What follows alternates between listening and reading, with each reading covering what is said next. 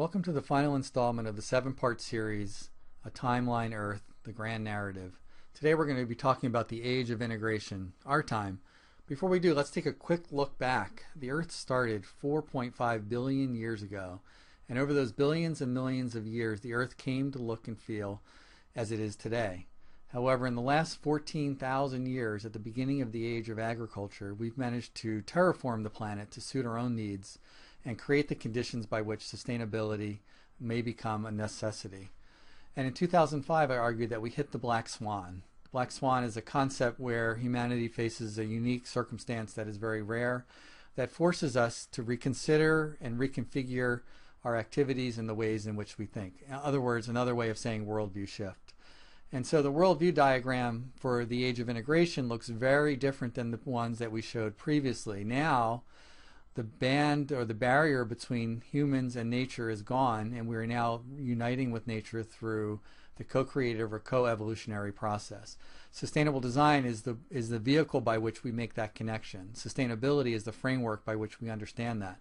And understanding also that our ethical core, or our treatment of fellow man and woman, is going to continue to become more empathetic and more sensitive to people's needs. So the conditions for worldview shift are in play. We're moving from a fossil fuel industry to renewable energy as a primary source. In fact, Germany just ended its commitment to nuclear and is now going to solar and wind. Social media has emerged as a new communication technique that's more democratic and more decentralized. And finally, the results and impacts of climate change are becoming quite clear, and that's part of the black swan that I'm going to be talking to you about. So let's see what we're going to do now. We're going to zoom out here.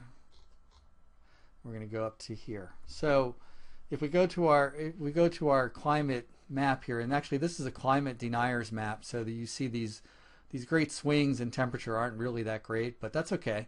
It still shows the possibility that we could be moving towards a possible cooling trend and staying within the Holocene. It's totally possible. But more and more scientists are agreeing, only about 97% of scientists agree now, that humanity and our actions have pushed us up this way through increased greenhouse gases in the atmosphere. And so what we're looking at is an entirely new age or new climatic era called the Anthropocene. And we'll be able to take a look at what that means over the next few minutes as we do this lecture. So let's zoom in on 2005 and see what happened. Well, the first thing that happened is Hurricane Katrina hit the U.S. And what happened there was, well, there was no scientific evidence to support that was a result of climate change. Humanity, or at least humans in the U.S., began to think of it as, maybe this is because we have so much carbon in the atmosphere.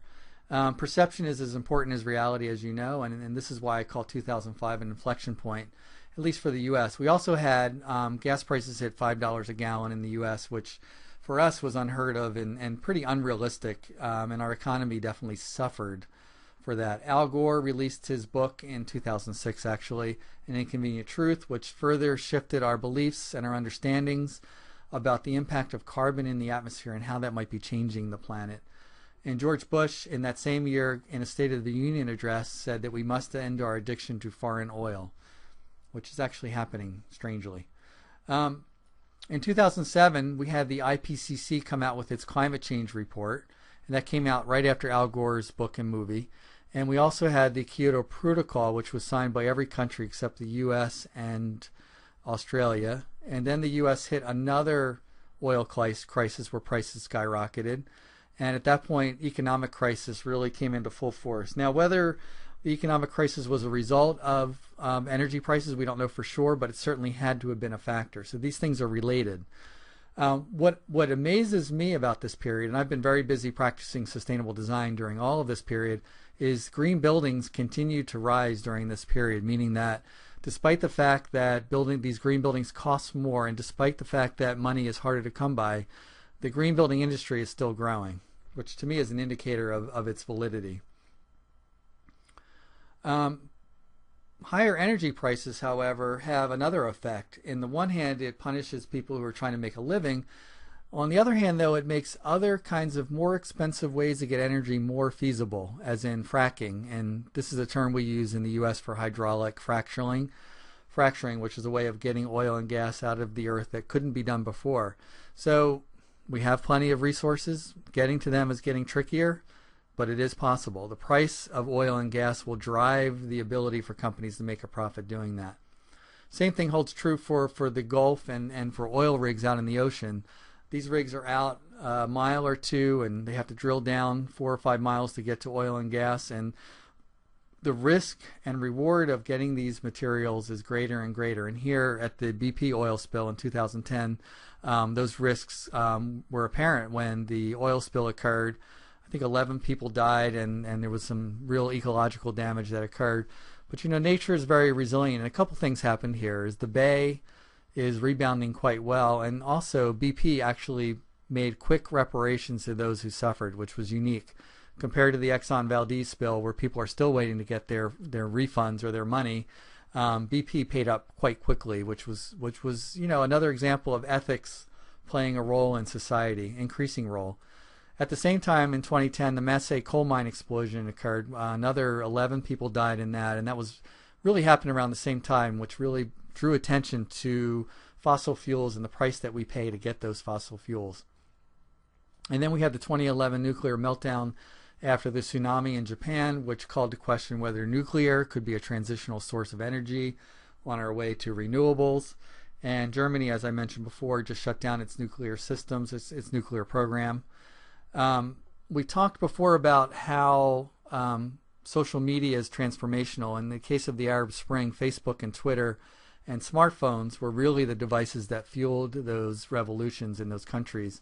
And again, here we see the idea of equity playing out as it's done throughout history, although more and more today we're seeing that happen quite often. Finally, in 2012 and 2013, evidence of climate change continues. Again, still no scientific proof that these hurricanes and these typhoons, which are record-breaking, have a direct link to climate, carbon in the atmosphere. However, more and more scientists are starting to investigate whether there is a connection. Right now it's only a correlation, but a pretty significant one, and certainly perceptually has gotten people thinking about what it is that we're doing to the environment, and are we part of that? And in 2014, which I don't say here, California is experiencing its worst drought in history. It has only 80% of the snowfall that it had the previous year, and this is where they get their water. And so we're seeing pretty drastic climatic occurrences happening around the world, not just in the U.S. And last April was the second warmest April in the history of the planet. So we're continuing to see climate change, although on the East Coast here in the U.S. we're involved in the polar vortex. So we don't feel climate change here. We think it's normal. And again, we see the continued fight for equity, in this case Malala, fighting for education for girls, and then the new Pope Francis, who chose Francis as an ecological through his ecological history. It's kind of an interesting coincidence. Could have real implications for the future. So where does that leave us? I'm going to have you watch a short little video coming up next, and then we're going to wrap up this lecture. 50 years ago, fueled by coal, then oil, several brilliant inventions appeared. They ignited the Industrial Revolution, which spread like wildfire through Europe, North America, Japan, then elsewhere. The great railways, then cars and highways, connected people across the globe. Medical discoveries saved millions of lives. New artificial fertilizers meant we could feed more people.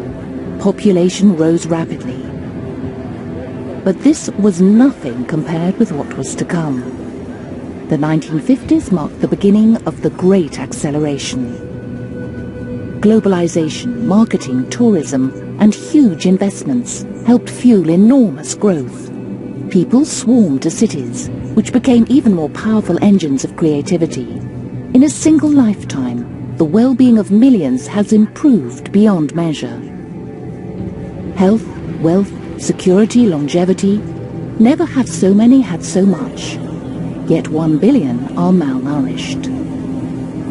In a single lifetime, we have grown into a phenomenal global force. We move more sediment and rock annually than all natural processes, such as erosion and rivers. We manage 3/4 of all land outside the ice sheets. Greenhouse gas levels this high have not been seen for over 1 million years. Temperatures are increasing. We have made a hole in the ozone layer. We are losing biodiversity. Many of the world's deltas are sinking due to damming, mining and other causes. Sea level is rising. Ocean acidification is a real threat. We are altering Earth's natural cycles. We have entered the Anthropocene, a new geological epoch dominated by humanity. This relentless pressure on our planet risks unprecedented destabilization. But our creativity, energy and industry offer hope. We have shaped our past. We are shaping our present. We can shape our future.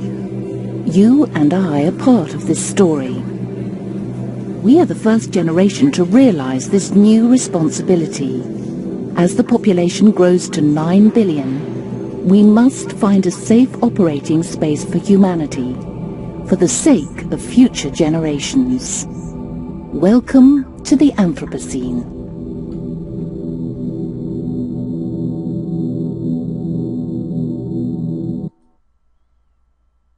So here we are at the end of the lecture, and I do agree with what was said in the video. I think that sustainable design is part of that process that she's talking about, and this course is really attempting to lay the foundation for which all of you can begin to make the kind of impacts that you'd like to make in the future. And so I call the end of this lecture the second awareness, in the sense that at the end of the age of the hunter-gatherer, we had our first awareness that we were separate from nature. And now here we are in the same position again, trying to reconnect to nature, but this time doing it with consciousness that is going to be evolving very quickly. So I invite you to join me for the rest of this course. Next week we're going to be looking at motivations for sustainability. I promise eventually you'll get to the kinds of things that you're probably expecting, like solar panels and green roofs and cool green buildings and all of that kind of stuff. But in order to get there, we have to start here. And I invite you to join me and continue with me through this course. Thank you.